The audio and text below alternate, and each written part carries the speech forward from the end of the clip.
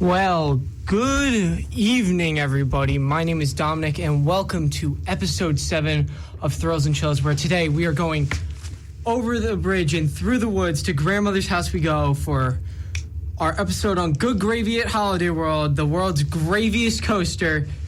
It's Gravy Train. So first off, happy Thanksgiving, which is next week. So, well, actually 2 weeks from 2 weeks away, but I won't be here next week, so I'm doing the Thanksgiving episode this week. But we are focusing on the graviest coaster ever created, Good Gravy, the 2024 Vekoma Family Boomerang at Holiday World in Santa Claus, Indiana. It's 77 feet tall, 33 miles an hour, and 1,500 feet of track. And why don't we dive right into this episode, because we got a 3-course meal of an episode here that's stuffed to the brim. Table's been set, so let's dive right in. And we're going back to 1926 when Hendrik Ophetveld founded Veld Koning Maschinenfabrik. So that's Dutch for Veld Koning Machine Factory in the Netherlands. So he founded this company that would make farming equipment, mining equipment, steel pipes, stuff like that. But the company would later be abbreviated just down to Vekoma, or simply just Vekoma. But we're not sticking around in the Netherlands for long, because we are immediately jumping over to the USA, where on November 16th, 1945, Aero Development was founded in Mountain View, California by Angus Anderson, Carl Bacon, William Hardiman, and Edgar Morgan. So now, if you don't know what Aero Development is, we're going to get into that now, but pretty much all you need to know is pretty much every roller coaster that was a major roller coaster built throughout the 1970s was built by them or the German competitor Schwarzkopf, who we unfortunately won't be talking about this episode, but figured I'd mention a little brief history before we dive even further into this. So we're going to hop over to Santa Claus, Indiana, where on August 3rd, 1946, Santa Claus Land would open for the first time. Built by Lewis Cook, the park was themed to the jolly old fat man himself and had multiple Christmas-themed activities for children and their families. Now, the reason why Lewis built this park was, while Santa Claus as a town in Indiana had existed for a while, he was kind of sad that there was nowhere that children could meet the jolly old fat man himself in the town. So, when Lewis built Santa Claus Land, this was the place to meet Santa Claus in Santa Claus, Indiana. Now, we're going to jump back to Aero Development, where after a few projects, including selling used machine tools and making replacement parts for trucks, Aero Development in 1947 would sell their first amusement rides, which the first of them being a carousel originally installed at Alum Rock Park in San Jose, California in 1947. And we're actually going to jump ahead a few more years now, where in 1952, Aero Development would contact Walter Elias Disney. Now, I don't know if you guys know this guy, who's probably one of the most famous people of all time, but if you need the rundown, this guy pretty much just made pretty much made just the entire genre of animation with Mickey Mouse and all that. But in 1950, he announced that he was going to be building a theme park named Disneyland. So in 1952, Aero Development saw an ad in a local newspaper about Disneyland and actually contacted Walt about a paddle boat they had developed that he could possibly use for his upcoming theme park at that time. Well, Walt wasn't really interested by the paddle boat. But he was interested in a few other rides that Aero was developing at that time. So Aero was developing a few tracked car rides at that time, and one of them caught his eye, and he suggested to the Imagineers that they could build a Mr. Toad ride based off of that. So Arrow whipped up a prototype and then got the contract for 6 rides that would be open on Disneyland's opening day. Sorry, I'm getting a phone call. Hang on. I'm getting a phone call right now. I'm sorry. Hello? No, I'm sorry. I can't talk right now. Yes, have a nice day also. You too. Sorry about that, guys. I genuinely did just get a phone call. But on July 17th, 1955, Disneyland would open for the first time to guests. 6 of the opening day rides at Disneyland were built by Arrow Development, those being the Mad Tea Party Teacups, King Arthur's Carousel, Mr. Toad's Wild Ride, Dumbo the Flying Elephant, and Casey Jr.'s Circus Train, and Snow White's Scary Adventures. Now, jumping ahead from the dismal opening that was Black Sunday at Disneyland, because the opening day went so horrendously bad for the park. Pretty much it was just a disaster on all fronts. But what happened then, after that, was during the construction of the Sleeping Beauty Castle, which is pretty much the centerpiece when you walk into any Disney park. You walk in and boom, castle right there. Oh God, I hit the microphone. Castle right there. While they were digging the moat for that, they kind of made a big hill in the middle of Fantasyland and Tomorrowland, which became kind of a bit of a quote-unquote, as someone much wiser than me in a different article put it, a makeout spot for young teenagers. Walt was not pleased by this, so when he was looking at this, trying to figure out what he could put there to get rid of teenagers that were ruining his park and immersion and by loving each other and stuff like that, he thought of an idea for a toboggan-style roller coaster inside of a mountain. So initially, he wanted to build an actual bobsled ride with real snow outdoors in California in 1955. I don't know what you guys think about this, but I think this might be the most pipe dream idea I've ever heard. Safe to say that didn't happen, so Walt unfortunately went back to the drawing board, and that's where he conceived his coaster inside of a mountain idea. So Disney, after thinking about this concept, would return to Arrow Development, asking them to fabricate this coaster that would be a dual-tracked coaster within the mountain. So this would be built in the Fantasyland section of the park, and yeah, that's about it. Till we get to the next year, which was 1959, specifically June 14th, 1959, when the Matterhorn bobsleds would open at Disneyland as the first tubular steel roller coaster ever in the world. Designed by the legendary Imagineer Bob Gurr and built by Arrow Development, the coaster was an engineering marvel for the time and a resounding success with park visitors, because nobody had ever ridden a ride like this at that time. Sure, there were small Wild Mouse coasters and there were wooden coasters, but nobody had ever built a coaster that was this well-themed to this point and this efficient to run at this point. Because for the time, this was an engineering marvel and the top of its class roller coaster. So, after opening this and moving right along, in 1970, Vekoma, who by this time had become just a tubular steel supplier for Europe, was contracted by Arrow Development to begin building the steel structure for its roller coasters in Europe. Now, at this time, Arrow just did not have the manpower to build everything in-house for their European clients and clients across the world, so they began outsourcing, and that's where Vekoma came in, where they were licensed the steel structure.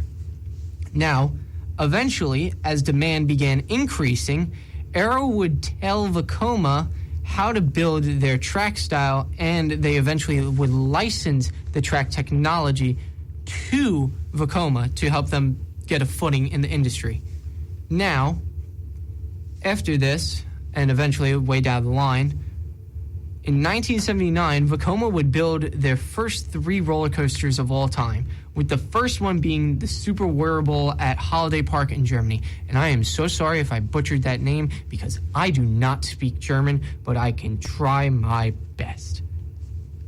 Anyways, at this point, Santa Claus Land in 1981 had opened their first roller coaster. Wow! It was a relocated Safari Cyclone coaster from Geauga Lake. Now, the relocation would be named Blitzen. I think you could see the pun there, or the joke. It's a reindeer. And it would open to some moderate success. Guests praised it, but at this time, still, Santa Claus Land was a extremely, extremely small park in the middle of pretty much nowhere, Indiana. So, yeah, we're going to move on to 1982, when Vekoma would begin designing possibly their most famous coaster design of all time, the Boomerang, or known as the Boomerang Shuttle Coaster. The coaster, fitting on a small 289-foot by 98-foot footprint. Wow, try saying that 3 times fast.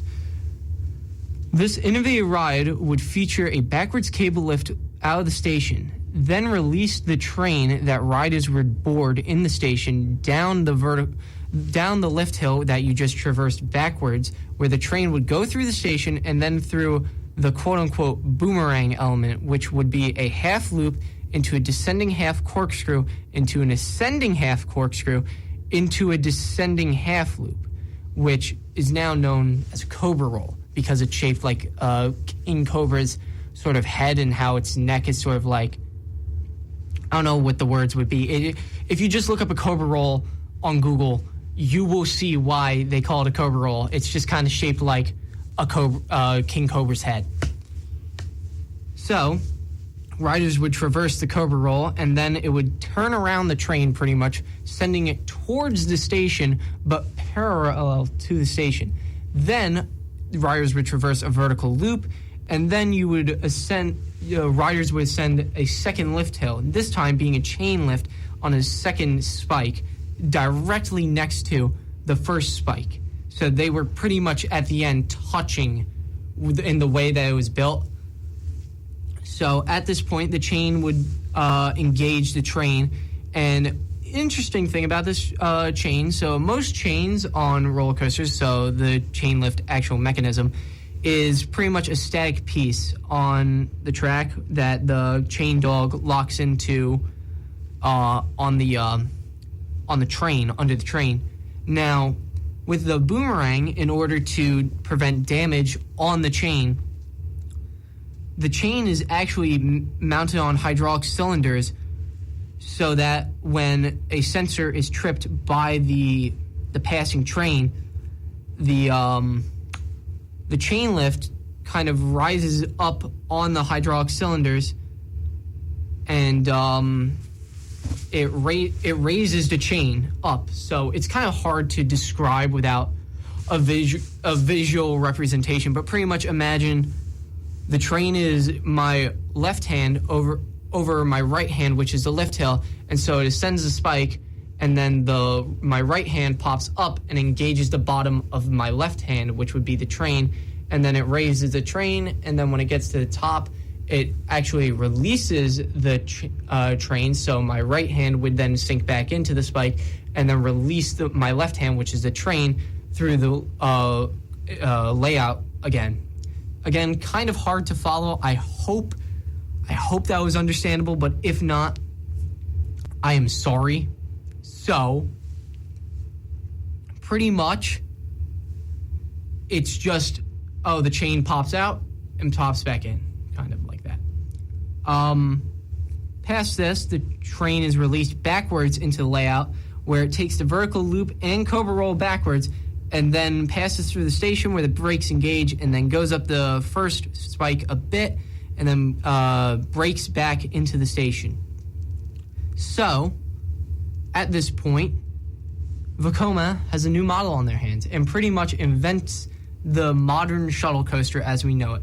The ride is not only extremely compact, but it is also extremely thrilling. While it only has 3 inversions on the track, you'd go through the track layout 2 times. So technically, you invert 6 times during the ride, which was possibly the most at this time in 1984.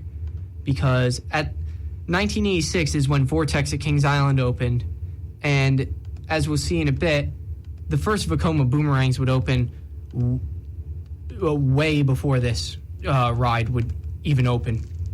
So, in 1984, Vekoma would sell their first 4 Boomerang coasters. Yay! They would be installed at... okay, excuse me for this one. Rafaela Padilla in Puebla, Mexico. Oh my God, there's a reason I took Italian, people. Bellewaerde Park in Leper, Belgium. La Ronde in Montreal, Quebec. And Maurice Piers at Mariners Landing in Wildwood, New Jersey. The first 4 Vekoma Boomerangs would all open during 1984. And actually, all 4 of these still operate to this day. While the one in Mexico was moved to Six Flags Mexico, all 4 of these rides still do indeed operate to this day. Well, hang on one second. Sorry about that, just taking a drink. At this time, also during 1984, Santa Claus Land now saw, hey, wait a minute, there's other holidays than Christmas. It's a Christmas miracle. We can make new sections of the park, which to that they said, yeah, let's do that. When they would add a Halloween and 4th of July section to the park.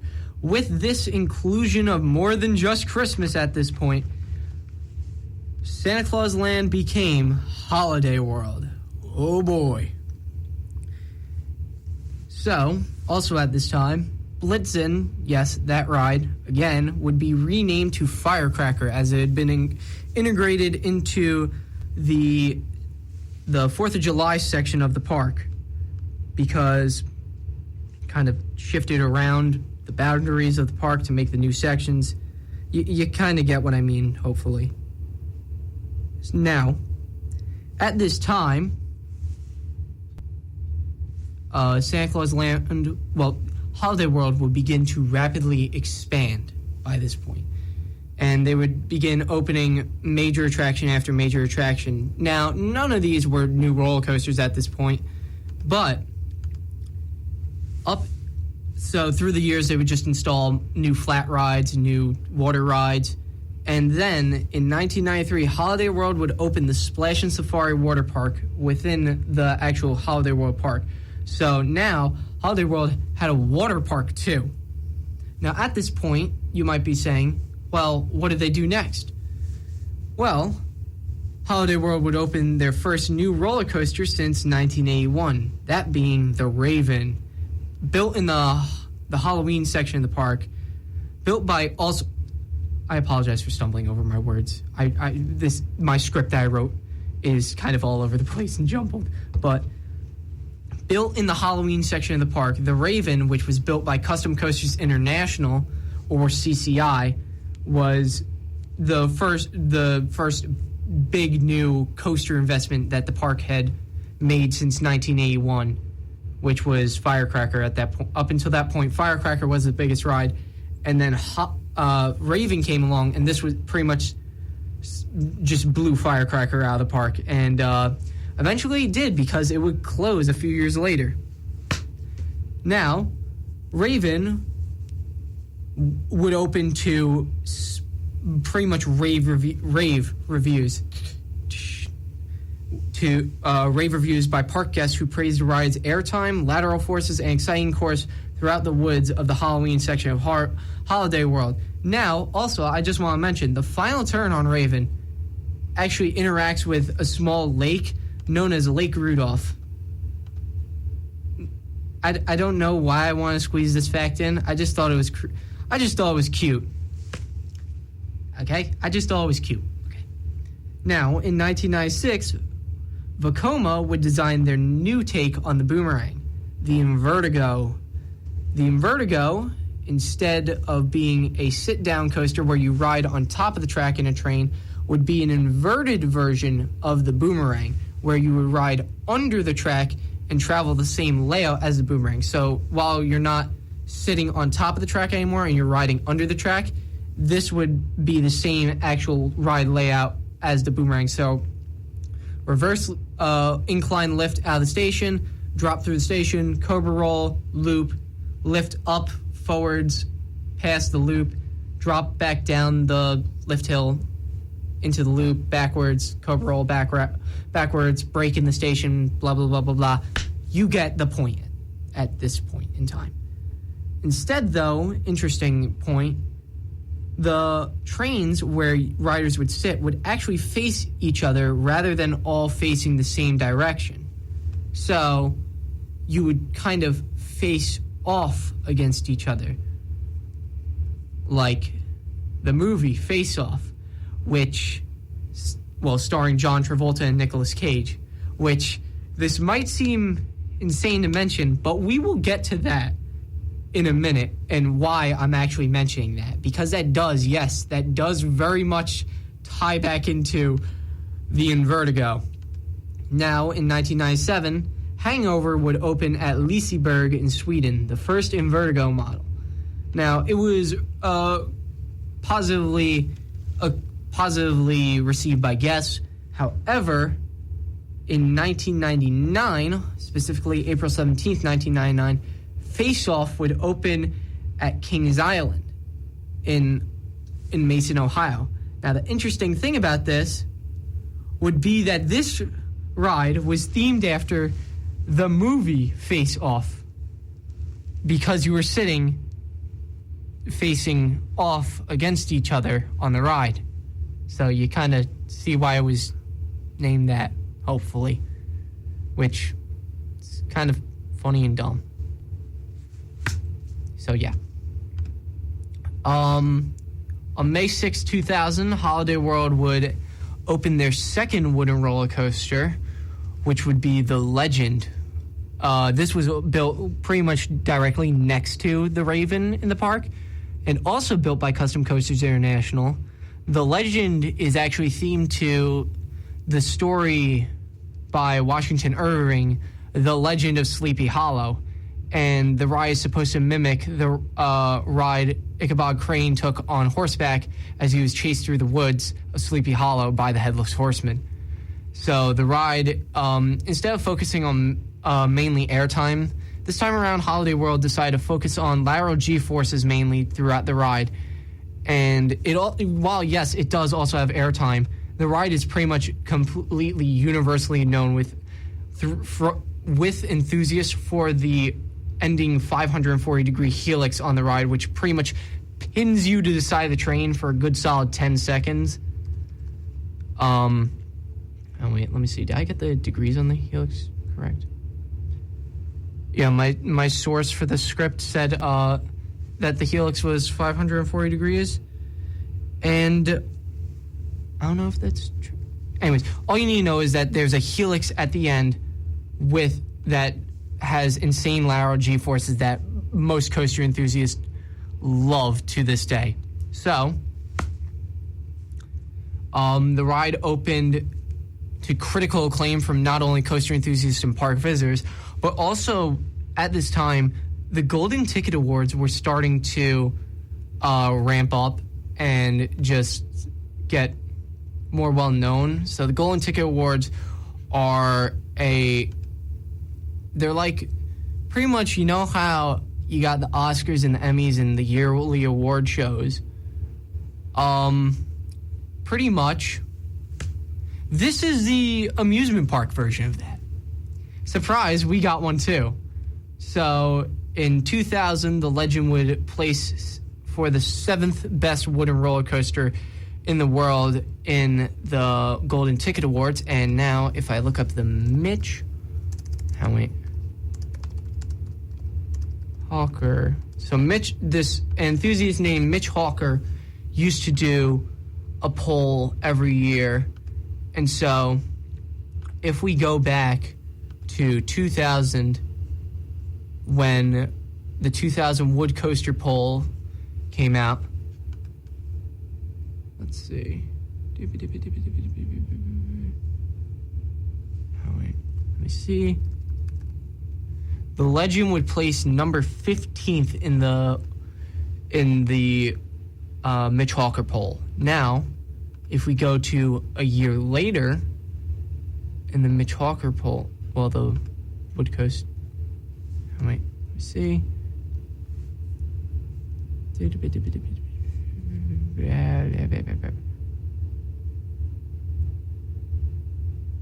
Legend would actually end up placing 7th in 2001.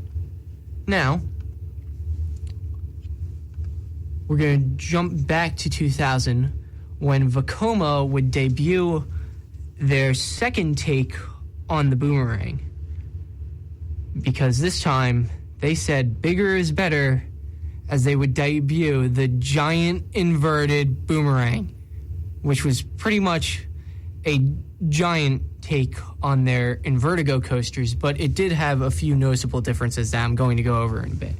Now, the giant inverted boomerang, instead of having 2 across trains like the Invertigo and the regular boomerangs, this would use a 4 across inverted train.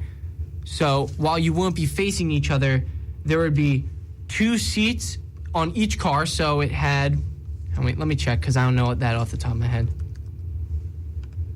Let me check that off the top of my head. So each train had 8 cars, and they would seat riders 4 across in each row with 32 riders per train. Now, the thing is with these seats, it was a odd setup with these seats. So you would have 2 seats in the front of each car that were sort of just in the front. Now, there were 2 seats on the side behind them, but on the same car. So it was a staggered seating arrangement. So it was just kind of like 2 seats in the front, and then like barely behind it, there were 2 seats again. So you had a staggered seat design. So it was four seats per car, but in actuality, while it had 8 cars, it technically had 16 entrance gates when you boarded the ride. So, during the ride, you ascended a vertical cable lift hill that was 177 feet tall, and then you would drop down vertically through that and then pass through the station where you would ascend through a 110-foot tall cobra roll. Now, the interesting thing is, while exiting this cobra roll, you would begin to turn, sort of. So instead of staying parallel to the rest of the ride like the other boomerang models would, you would sort of cross over, which was achieved next with a 102-foot tall loop during the ride. So the loop would actually make the crossover over the station that you would board in. You would cross over at this point through the loop, which was 102 feet tall. Then you would, while still traveling pretty much at full speed, you would latch onto a second catch car and then ascend a second vertical spike, this time facing the sky, and then drop back down backwards, and then drop through the loop, and then go through the cobra roll, back through the station, brake, and then end of the station. Now, the interesting thing is with the forward spike where you would ascend, the train has to be in motion to catch the catch car that brings you up the vertical lift hill, which is it's a bit different and led to some issues with the ride type, but other than that, it would hopefully be a success for Vekoma. Now, I just want to also mention this. The ride, when you view the giant inverted boomerangs from above, they almost look like an X shape because they cross over each other. Now, the regular boomerangs are kind of like, I don't know how to describe it, because the only words that would come to my mind would be, what is it? It would be boomerang shaped, but it's not shaped like an actual boomerang sort of the object that you throw. I'm just thinking of the roller coaster at that point. So I would just say boomerang shaped when it's actually not boomerang shaped at all. But in early 2001, Six Flags would announce 3 giant boomerangs to go to Six Flags Magic Mountain in Valencia, California, Six Flags Over Georgia in Austell, Georgia, and Six Flags Great America in Gurnee, Illinois. Now, these were all planned for an early 2001 opening. However, unfortunately, the rides were extremely unreliable. It had issues where you could reach up and touch the track while the ride was in motion, the catch car issues that I mentioned before, issues where it couldn't run if it was less than 60 degrees outside. This was kind of in substitute for a different word convention that I would use here. This was kind of a crap convention for Vekoma. And sadly, the model would end up just being extremely unreliable. Now, on August 25th, 2001, the first giant inverted boomerang would open at Six Flags Magic Mountain. Named Deja Vu, the ride would open to good reception from park guests. Now, on September 9th, 2001, the second giant inverted boomerang would open at Six Flags Over Georgia named Deja Vu. The ride also opened to good reception from park guests. And finally, on October 7th, 2001, the third giant inverted boomerang would open at Six Flags Great America named Deja Vu. This ride would also open to good reception from park guests.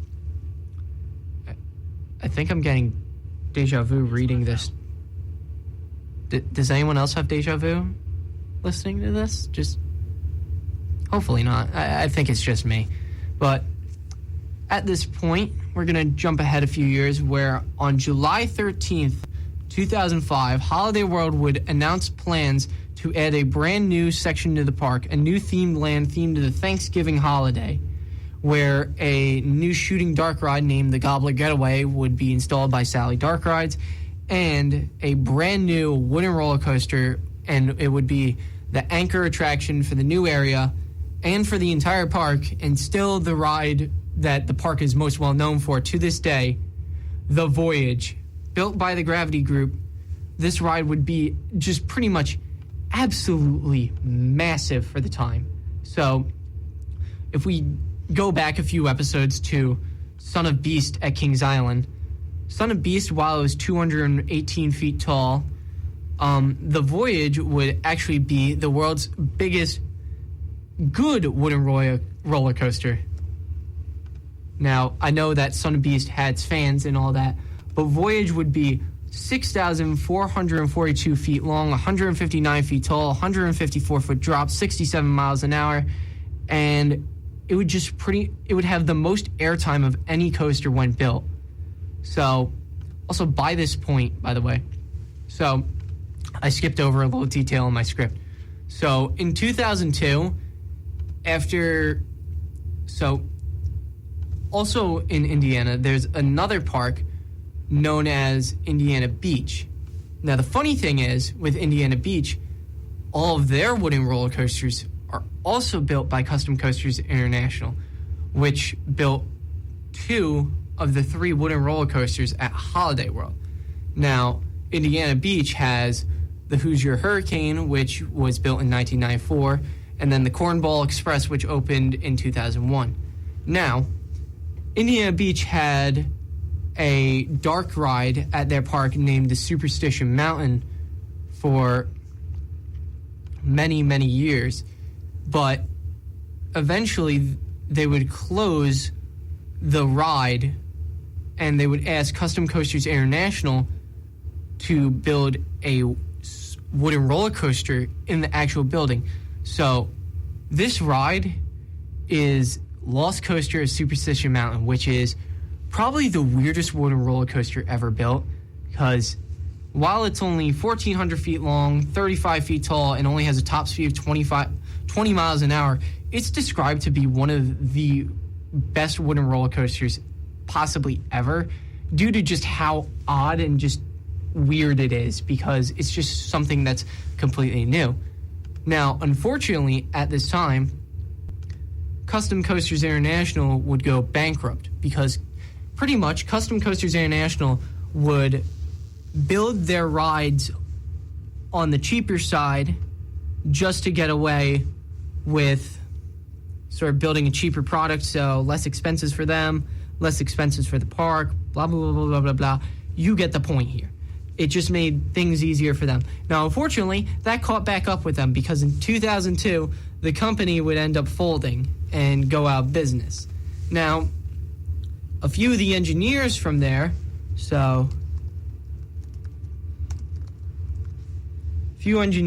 I'm just looking because I don't have the names of them in the in my script, but it was founded by. Okay, that does not have the names of the engineers. Damn. Nope. Hang on. I am so sorry. Nope. That's not it. Okay.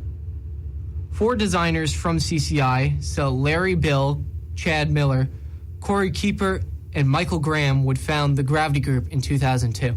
Now, the Gravity Group was pretty much the offshoot of Custom Coasters International, which itself was an offshoot of the Dinn Corporation, which itself was formed by Charles Dinn, who built the original Beast at Kings Island and who had guidance from John Allen, who built rides for Philadelphia Toboggan Company. So the history of wooden roller coasters kind of links all back together to Philadelphia Toboggan Company, which kind of helped spawn just these offshoot companies. So the Gravity Group would design and build their first roller coaster in 2005, and that would be Hades at Mount Olympus. So this ride was also just absolutely massive at this point, and it would go under the parking lot and then go out onto an island in the parking lot and then go back through the parking lot back into the park, blah, blah, blah, blah, blah, blah. Now, Gravity Group was pretty much just designing the biggest, baddest wooden roller coasters at this time that were actually good.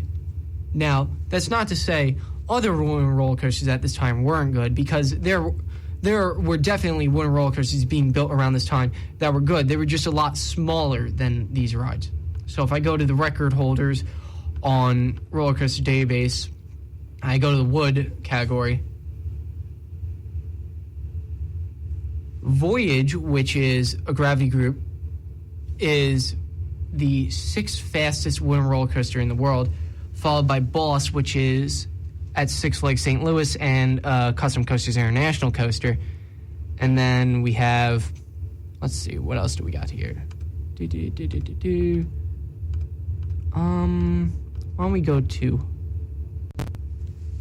Yeah, Hades 360 is the 7th tallest wooden roller coaster ever built. And then, let's see, what else? Voyage is the 2nd longest wooden roller coaster ever built. Hades 360 is the 8th longest wooden roller coaster ever built. If we go drop, Voyage is the 6th tallest drop on a wooden roller coaster ever built. And then Voyage is the 8th steepest wooden roller coaster ever built with Hades 360 and Kukalin. I'm so sorry. I am not good on speaking Irish Gaelic. I'm not fluent in that language, but those are both in 9th, and those are both built by the Gravity Group. And also the world's steepest wooden roller coaster, which is Switchback at ZDT's amusement park, is also built by the Gravity Group. So now, the Voyage, which is this massive wooden roller coaster being built by pretty much just a bunch of old Custom Coasters International engineers, is just being built at Holiday World at this point. And on May 6, 2006, the Voyage would open at Holiday World for the first time, along with the Thanksgiving section of the park and then the Goblet Getaway, all that. But built by the Gravity Group, the Voyage is one of... Okay, they were just screaming in the hallway. Sorry about that. But the ride was pretty much just trying to be the greatest wooden roller coaster ever built. And to this day, a bunch of enthusiasts still agree that it is the greatest wooden roller coaster ever built. And not only that, the greatest coaster ever built. because when Voyage was built, this actually ended up spawning an event known as Hollywood Nights. So now, Hollywood Nights is when just pretty much a bunch of nerds get together and ride this ride for 2 days straight. And at this, you get to ride the ride at night as it travels through the woods into the terrain of Holiday World and then back to the park without any lights, which gives pretty much... After riding Boulder Dash at lake compounds at night, night rides are one of the most not only exhilarating things on the planet, they could also turn into one of the scariest things of all time because you cannot see anything coming whatsoever. So, you just go out into the woods. There's a comic that I'm going to reference right now that probably nobody is going to get the reference to that states, "It's off to the woods for you," and that is the entire ride of Voyage. Now, past this, Holiday World in August 2008 would announce the Pilgrim's Plunge would be added to the park. It would be also located in the Thanksgiving area past the Voyage, and this would be an Intamin flume ride. Now, this ride would be the world's tallest log flume of all time, and it would be 135 feet tall, and also the steepest water ride ever built with a 45-degree drop, and it would open on May 2nd, 2009. Now, unfortunately, unlike the rest of the additions that Holiday World have been adding, this was not a critical success. While it did undeniably have its fans, the ride just had a very mixed reputation due to lack of theming, and also, here's pretty much the main reason, families did not want to ride this family attraction due to it being 135 feet tall and very intimidating to watch from off-ride. So most families would end up seeing this and say, "Nope, I'm out of here," and end up not riding this. So, moving along, 2010, Vekoma would announce that they would be manufacturing a family-friendly version of the Boomerang. Now, this model would be named the Family Boomerang, and it would be a family-friendly take on the classic Boomerang model without inversions or any steep drops or stuff like that. Just a family version of the Boomerang, pretty much, using their junior coaster trains and all that. So, on April 21st, 2011, Ben 10 Ultimate Accelerator would open at Drayton Manor as the first Vekoma Family Boomerang coaster. Wait, let me look up the height, because I don't have this. Again, I'm so sorry. I was on a time crunch with this script. So if we go to... it was called Ben 10 Ultimate Mission, my bad. And it was 65 feet tall, 37 miles an hour, 643 feet long. And it would open to pretty much universal acclaim. Not that it was one of the greatest rides ever built, but that was one of the most enjoyable rides ever built because pretty much anyone could ride it. It was smooth, it was fun, and it wasn't too just over the top for families. But it was just a good family attraction for most people. Now, at this point in 2013, Pilgrim's Plunge was renamed to Giraffica when the boundaries between the Thanksgiving section of the park and the water park, they were kind of shifted around. So technically, Pilgrim's Plunge was just included in the Splash and Safari section of the park, and it just made sense to rename it. Now, surprise, surprise, at the end of the year, Holiday World would announce that Pilgrim's Plunge, or Giraffica, would never end up reopening. The ride would be removed in the off-season, and the reason for its closure, while cited to be technical, it's theorized that it was due to its very low ridership, due to it being sort of a family attraction, but a ride that pretty much just didn't have its niche of guests. Now, on July 24th, 2014, Holiday World would announce Thunderbird, a launch Bollinger Mabillard wing coaster for the 2015 season, and it would be north of Hyena Falls water slide, and then it would intertwine with the Voyage roller coaster in the dry park. Thunderbird would be actually the park's first major steel roller coaster since the Firecracker, which was a Pinfari Zyklon coaster. And on April 25th, 2015, Thunderbird would open to park guests at Holiday World for the first time, and the ride would be critically acclaimed by guests who praised the ride's exciting launch and smooth track layout. And now, moving directly ahead to August 1st, 2023, when the park would announce plans for a new area, Stuffing Springs, previously where Pilgrim's Plunge was. This area would feature the first family boomerang in America and the world's graviest coaster. Gee Willikers, it's good gravy. Oh my God. It would be 77 feet tall and reach a max speed of 37 miles an hour. And it would just be placed pretty much directly next to the Voyage coaster. And then on May 11th, 2024, Good Gravy would open to guests for the first time at Holiday World as America's first family boomerang and the world's graviest coaster. Stuffed to the brim with cute theming as guests go over the bridge and through the woods to Grandmother Gracie's house, then board the trains that are designed to look like gravy boats. Guests then depart the station in reverse, climb the 77-foot-tall lift hill, and then are released through the course with many twists, turns, and small hills around the Thanksgiving section of the park, and that has Thanksgiving food theming around the ride, including a Canberry can tunnel. You pass through a Canberry can.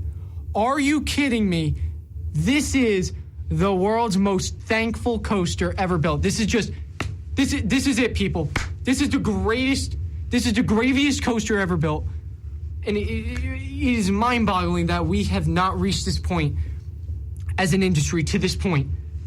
So, after passing through the mind-boggling Cranberry Can tunnel, you would ascend as a vertical a spike, which would reverse the train, the gravy boat train, through the ride course backwards, and then the ride would break in the station, and then guests would depart, where guests immediately had their brains explode from how stuffed this ride was to the brim on cute theming and gravy.